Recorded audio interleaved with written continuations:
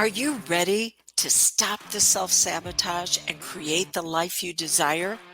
Well, in order for that to happen, you need to break free from the bad beliefs that are holding your success hostage. You need to optimize the stress by turning it into extra energy for success. And those hurtful habits? Well, we need to give that pain a purpose for progress. Welcome to Stop the Self-Sabotage and Create the Life You Desire podcast. You've set some goals for yourself. Maybe it's with your weight, or it's in a relationship that you want to improve. It could be your finances. It could be time. What if I were to tell you that goal is destined to fail? What? See, you don't have a problem with getting your goals. You have a challenge with a never-ending need pattern. And I'll explain in just a moment what never-ending needs are. But when you had that need, and for whatever reason, it could not be met in a healthy way, you developed some dysfunctional ways of being able to cope with life in order to survive. Those ways to cope are not going to go away. And yet, that's the very thing that you think you have to do. You got to clean house. You got to get rid of all of those bad habits in order to get your goals. And there's going to be a part of you that is going to fight you, and it's going to win, because this is the only way it knows how to get through life. The idea is to understand your never-ending needs and then put together a plan to where you get internal agreement for your external results in a way that upgrades you. All right, what am I talking about? Never-ending needs. We have what's known as the core four, and each one builds on the one below it. And think of a pyramid, not like a regular office building, but actually a pyramid where each level needs less materials and less time to build it. So the first level is what's known as certainty, but certainty can show up dysfunctionally as safety, where you have to be dependent upon other people, places, and things for you to be okay. You should have had someone or group of people making sure that you were cared for at whatever stage you were in when the imprint took place. An imprint is an experience that you go through where your subconscious mind, which runs all of your habits and patterns, then decides this is what we do when we're triggered from here on out. And so you could have went through an experience that had intensity to it, and you only had to go through it one time.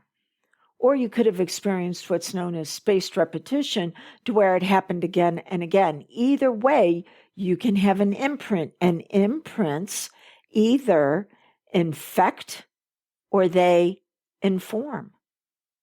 And when they infect and when it's safety, for whatever reason, you weren't okay in the environment that you were in. So you had to turn to something outside of you in order to be okay. It could have been food. It could have been overspending. It could have been bitching, moaning, whining, and complaining, and hanging out with a group of people where you're all alike, that you all have the same complaints. What you really want is what's known as security, where you can begin to depend upon yourself. But for that to happen, the age you were when the imprint first took place needs to start maturing. But instead, you're like, no, I'm gonna get rid of the overeating. I'm gonna get rid of the bitching, moaning, whining, and complaining. Well, the aspect of your personality, the age you were when that imprint took place, isn't gonna leave. It's still gonna be there. How's it gonna cope in life? You're asking it to show up as an adult when we're told 80% of the imprints that we deal with happen before age 8. that's a challenge. So that aspect is still going to be there going, how am I supposed to survive in this world? And this is the reason why a majority of New Year's goals, resolutions, will be let go of by the end of January. And for 93% of people, by February, I think it's 16th, they'll be gone. And then that younger you will feel like another failure. Because first you took away its ability to cope, and then it couldn't hold true to what you were asking it to do. The second level that builds on the first of certainty is going to be freedom. Freedom to fully express a variety of emotions. But along with the uncertainty that you experienced, there was probably a lot of confusion and chaos, moving into crisis, a lot of drama. There's actually a word for this that you don't hear very often outside of religious circles, and that's going to be strife. We're told to ignore strife as much as possible, to ignore or to stay away from the people that create strife, because when strife comes in, it opens the door to every evil work. Why is that? And I'm not talking about evil on your part. Because when you create confusion in people, they're looking for an answer.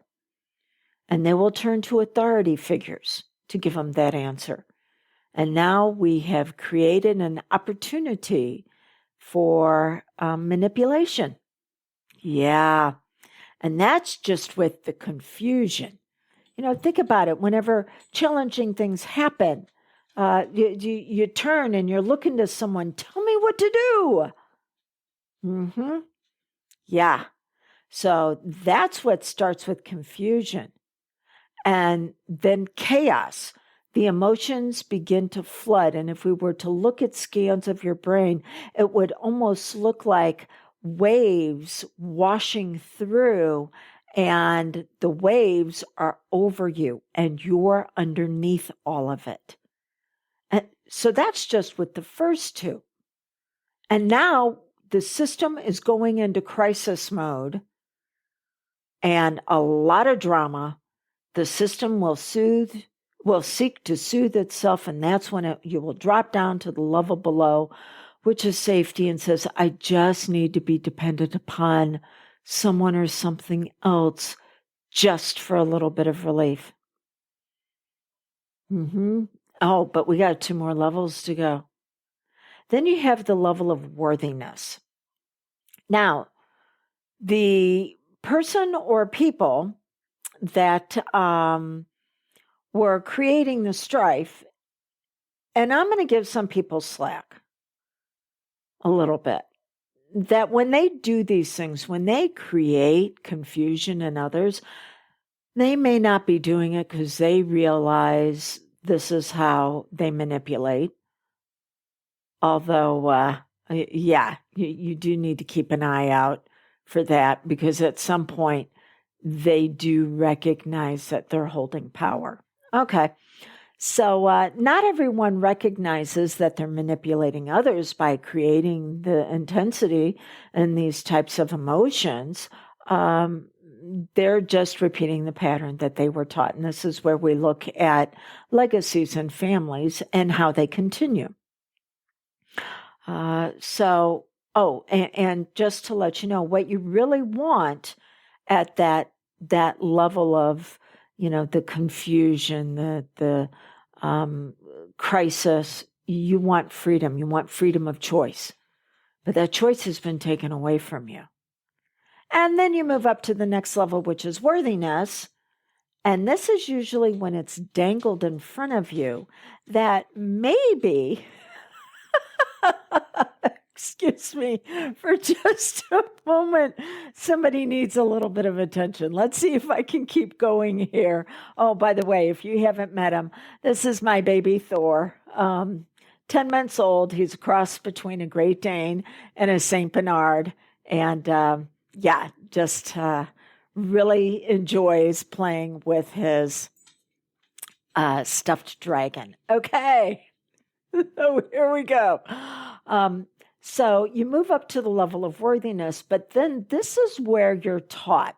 This is when the true manipulation begins, where you're taught that for you to be okay, you're going to have to save others and you're going to need to martyr yourself.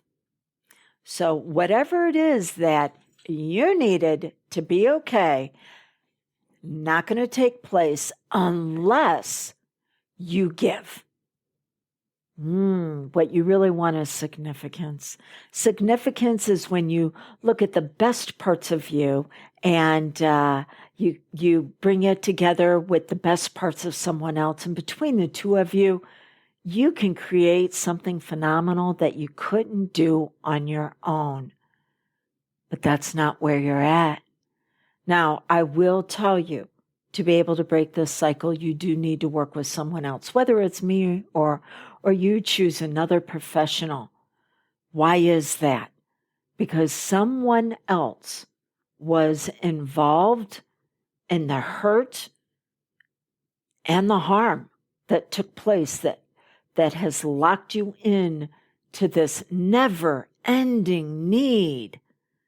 You need somebody there to use the law of polarity to say this is what's on the other side. You cannot grow outside of a relationship. It's a proven fact. So you need to get into a relationship with somebody who can show you, first, how to stabilize yourself, second, how to regulate, third, how to be functional, and then fourth, absolute intelligence, and you will amaze yourself at what you can achieve. Okay, so that's worthiness.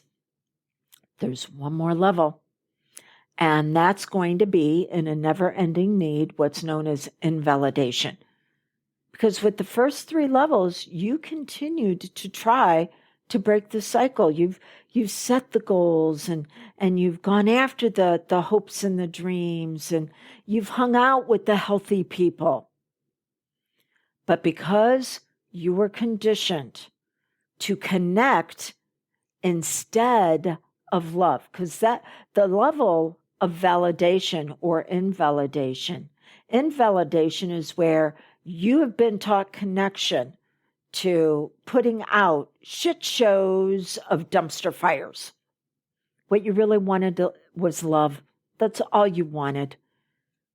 And so you set a goal, you strip away all the ways that you have coped.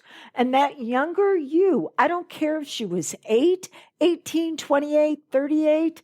My gosh, there was a part of me at 58 that I had to deal with, and some of the things that she had learned with some friendships. You're stripping away the ability to cope and going, yeah, let's just put in some healthy actions without looking at the need that was there to start with. You want your goals? Then make sure those goals are aligned with not never-ending needs and what you need to get rid of, but instead the superior strength that needs to be developed. And that comes about by having a process and a system, by having a strategy with tactics, the steps that you need to take to get you to where you want to go. But if you do not have internal, intrinsic agreement from your subconscious, which is the reason why I love hypnosis so much, on each one of these levels, you're going to run out of willpower before you get there. Because if there's ever a disagreement between the conscious and the subconscious, between willpower and your ability to enact healthy patterns, well, the subconscious, with its habits, with its patterns, with its imprints, it wins every single time. Not part of the time, every single time. All right. Now, that's the core four. You know what we're going to put on top of it? We're going to put learned helplessness. Thor has to take medication because he has what's known as idiopathic epilepsy, seizures, and they don't know what causes it.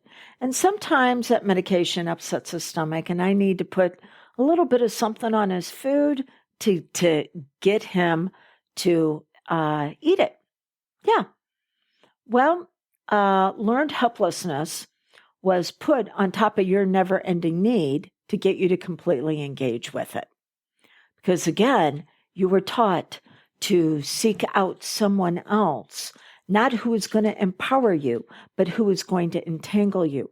They were going to use you as their supply for them to be able to get their goals, typically of their never-ending need, met in a dysfunctional way, and the family legacy continues. Okay, so there's 4 P's in learned helplessness.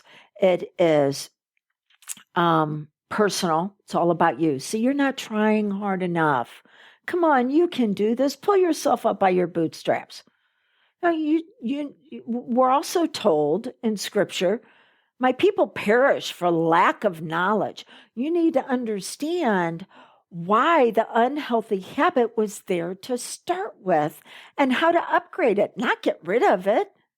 Okay. So it's personal. You'll just never be good enough, but try a little bit harder.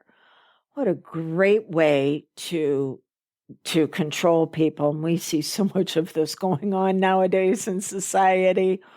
Okay, so it's personal. It's pervasive. It's not just in this one area. It spreads out to all areas because it's personal. It's about you. It's permanent. It is always going to be this way. And then what's known as power over, power under. In your mind, you experience the symbolism as you small and tiny and not having what you need to be able to move forward. And whatever the problem is, it's looming large. And it's like the boogeyman hanging over you because the subconscious mind does not accept language and suggestions. It accepts symbolism, which is the reason why stories are so great because they're packed with symbolism that we can all relate to. And you have a story right now that you're telling yourself that's keeping you stuck and struggling instead of saying, you know what, I either need to add on another chapter or I need to have a continuation in the series. I have another book. All right. So again, working with the subconscious to say it's not personal, that there was a part of you that learned to cope this way and there's nothing wrong with them. And we want to give them a different focus. It's known as parts therapy for inner conflict resolution. It's one of the things that I specialize in. And we want to give them an upgraded focus. If you think about kids, the energy that they have in life, the curiosity, the unbridled joy, if they didn't have to carry this dysfunction anymore, if they could put it down and let your goddess or your Adonis, your wise woman or your wise man pick up that load, because with every blessing comes a burden, not a dysfunction. You can get it, but now you need to be strong enough to keep it. And that's the reason why we look at superior strength of security. If it is to be, it is up to me. Of freedom, I can make choices how to move forward. And you know what? Sometimes I might want to self-sabotage, and that's okay, because the very next day, grace comes and I can start anew.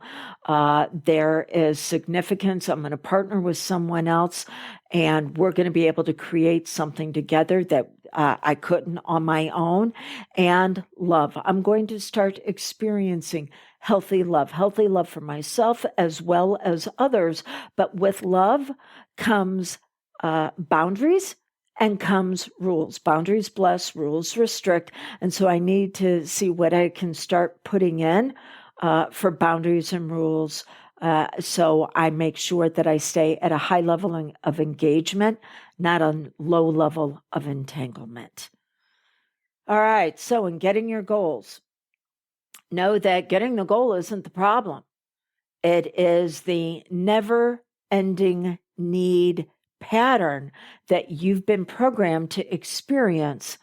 And until you begin to upgrade that, you will continue to experience limited results because that pattern has an imprint that says this is how life's going to be. And then your reticular activating system will seek out the people, places, and things to reinforce it. And quitting on your goals by the end of December or mid-February simply reinforces that pattern that says, see, I knew we weren't good enough. But you are. Let's break the back of lack in your life so we can reveal who you really are. I'd be honored if I could be the one to assist you with that.